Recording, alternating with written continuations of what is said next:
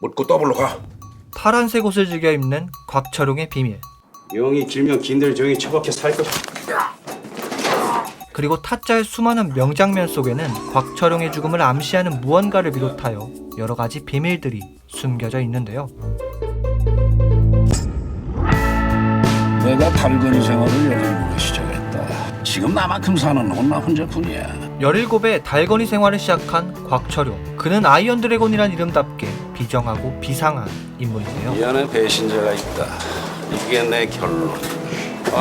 잘 모르시지?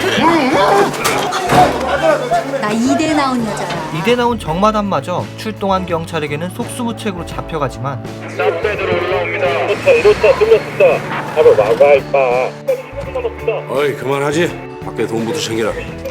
곽철용은 경찰이 출동해도 전혀 당황하지 않으며 미리 짜놓은 계획대로 여유롭게 모든 손님과 도박판을 빠져나갑니다. 저쪽에 보이는 경강봉을 따라가시면은 모두들 신속히 나가실 수 있습니다.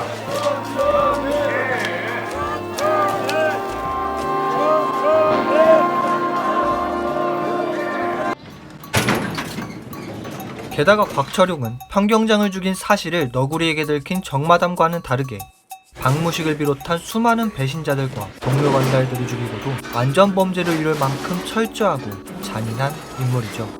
다 죽였다.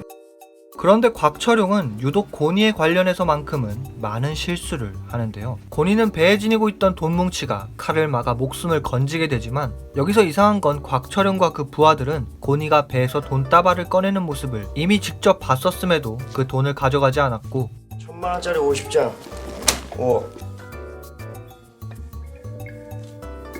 너 다음에 한 번 더 해. 박무석처럼 고니의 숨통을 확실히 끊어놓지도 않았다는 것이죠. 단순히 실수였을 가능성이 크지만 철저한 곽철용의 성격을 생각해보면 어쩌면 곽철용은 자신의 돈을 전부 찾기 위해 아니면 애초부터 고니를 포섭하기 위해서 일부러 고니를 살려주는 큰 그림을 그렸을지도 모르는 일입니다. 이 돈 착한 데 쓰겠습니다. 올림픽대로가 막혀 나왔습니다. 마포대교는 무너졌냐 이 새끼야? 그는 올림픽대로가 막히면 마포대교로 우회할 줄 아는 유연함을 가지고 있으며 이 유연한 사고방식을 적극적으로 사업에 이용하고 있죠.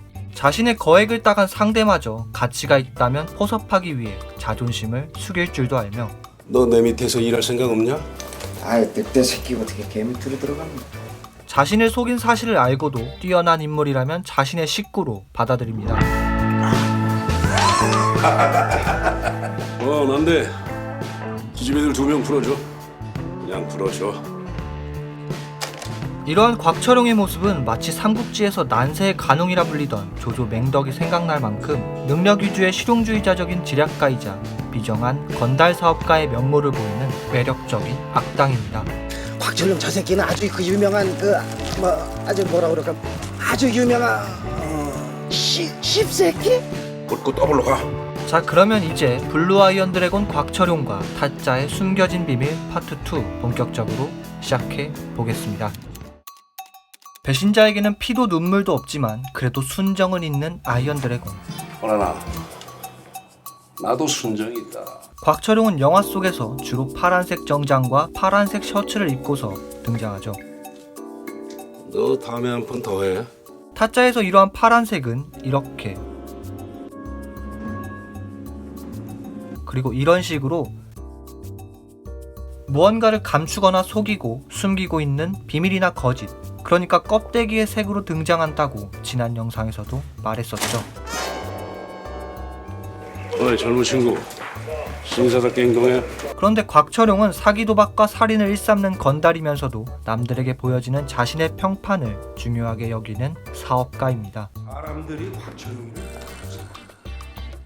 이게 무슨 개만신이야. 곽철용은 고니에게 신사답게 행동하라고 충고했지만 정작 자신의 잔혹한 본 모습은 멋들어진 파란 옷으로 숨긴 채 신사를 가장하여 상대방을 속이고 나락으로 떨어뜨리는 사기 도박판을 벌이는 남자, 블루 아이언 드래곤. 그것이 묻고 더블로 가는 곽철용인 것이죠. 묻고 더블로 가. 마지막 멘트는 농담이고 다시 본론으로 돌아와서 이러한 곽철용이 다른 색 옷을 입고 등장하는 장면이 있으니 바로 자신의 본색을 드러내는 장면들입니다. 죽을 위기에서 목숨을 건진 고니는 과감하게도 자신을 죽이려던 곽철용을 다시 찾아오고 막말로 세상에 경우라는 경우는 우리가 다 어기고 살지만은 너하고 나하고는 경우 따져야지. 용화야, 내가 너한테 하나 물어보자. 너도 쟤처럼 목숨 걸고 배팅할 수 있겠냐? 아, 그럼요. 영이 길면 긴들 정이 처박혀 살 것이다. 곽철용은 이러한 고니의 배짱과 실력에 반하게 되죠. 이 화투짝도 표시목 같은데 내가 갖고 가서 감정 한번 받아봐. 공장 가서. 파란색 정장을 입고서 신사인 척 거짓 도박을 하던 곽철용은 너 이 새끼 명이 길구나. 이 장면에서는 빨간색 넥타이를 메고 있으며 그전처럼 고니에게 거짓말이나 속임수를 쓰지 않는데요. 난데 지지미들 2명 풀어줘. 그냥 풀어줘. 오히려 이렇게 자신이 지나온 인생사를 고니에게 아주 솔직하게 얘기해줍니다. 내가 달건이 생활을 17에 시작했다. 잘난 놈 제끼고 못난 놈 보내고 안경제비같이 배신하는 새끼들 다 죽였다. 결국 파란만장했던 삶을 살았던 곽철용은 이렇게 죽음을 맞이하죠.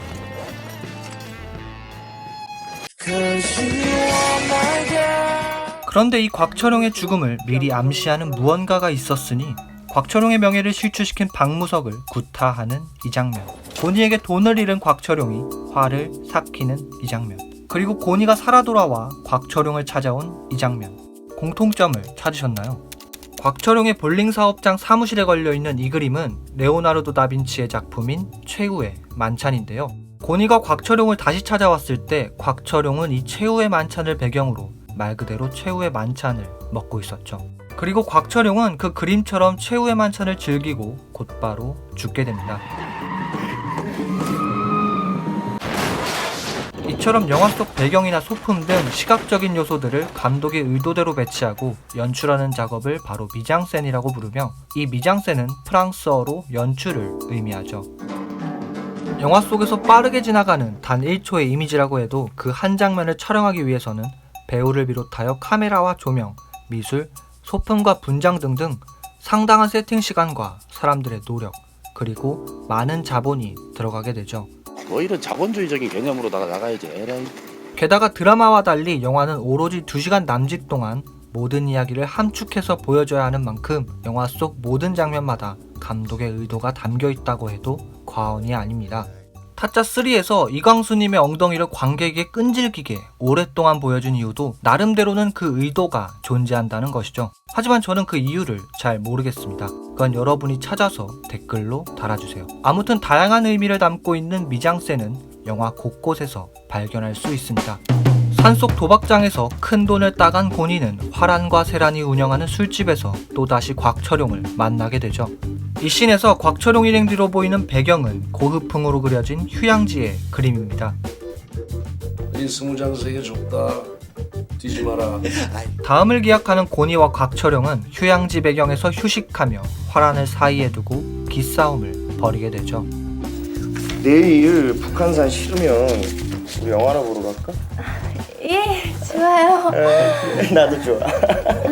정말 이상한 사람이시네요. 휴식을 취하고 있지만 팽팽한 긴장감이 감도는 이 씬의 배경이 고흐풍의 휴양지인 이유는 단순하게 우연인 것이 아니라 철저하게 영화 감독과 미술 감독이 상의해서 배치해둔 미장센인 것입니다. 고니는 어떤 도박판에서 우연히 한 남자를 만나게 되죠. 오땡을 줬는데도 죽는다. 별 기술은 없어 보이는데 뭐야 이거. 고니는 갖고 있던 돈을 모두 잃고서야 한 더 해. 내한테 안 돼. 이 남자가 대한민국의 3대 타짜 중에 하나인 전라도의 짝귀라는 것을 알게 됩니다. 짝귀. 건방지게 대선배님도 몰라뵙고.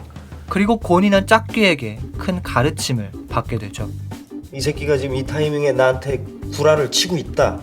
이걸 어떻게 아십니까? 그걸 어떻게 읽죠? 구라칠 때 절대 상대방 눈을 보지 마라. 여기서 짝귀와 고니는 푸른 하늘이 그려진 그림을 배경으로 서로 마주보고 대화를 나누고 있지만 마치 현실 세상이 아닌 다른 세상에서 벌어지는 일처럼 카메라는 둘의 모습을 동시에 보여주지 않습니다. 그 사람의 마음을 읽어야지. 화투는 손이 아니야 마음으로 치는 기지. 도박의 이치에 통달한 타짜의 모습을 마치 하늘 위 신선에 빗대어 영화적으로 표현하고 있는 것이죠. 저의 이러한 해석에 힘을 보태는 것은 바로 이어지는 씬이 고니가 하늘에서 지상으로 내려오듯 좁고 길다란 계단을 내려와 지상의 사람들과 섞이는 장면입니다. 고니가 계단을 내려와 지상의 문을 열고 나가면 찬란한 빛이 고니를 내리쬐고 수많은 사람들 틈으로 고니가 섞이면서 방금 전 짝기와의 일이 마치 꿈이나 다른 세상에서의 일처럼 아득하게 느껴지는 것이죠. 이처럼 세밀하게 연출된 영화 속 명장면들은 모두 감독 나름의 의도가 반영된 장면인 것입니다. 이광수님의 엉덩이마저 말이죠. 비단 타짜뿐만 아니라 잘 만들어진 영화에는 이러한 디테일과 미장센이 자연스럽게 녹아들어 있죠. 직접 본 영화 해석에 뇌피셜이니 감독 오피셜이니 그런 것은 중요하지 않습니다. 중요한 것은 그 영화를 바라보는 세상의 하나뿐인 각자의 시선인 것이죠.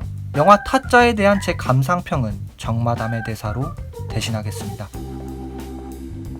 내가 아는 타짜 중에 최고였어요.